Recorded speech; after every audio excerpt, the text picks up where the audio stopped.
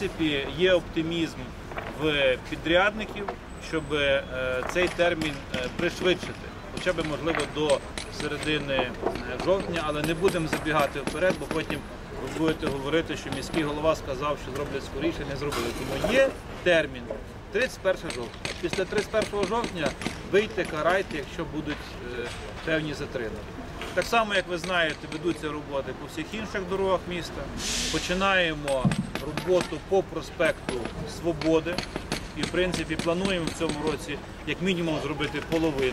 Це від оперного театру, де є готель «Опера», дійти до готелю «Гранд Готель».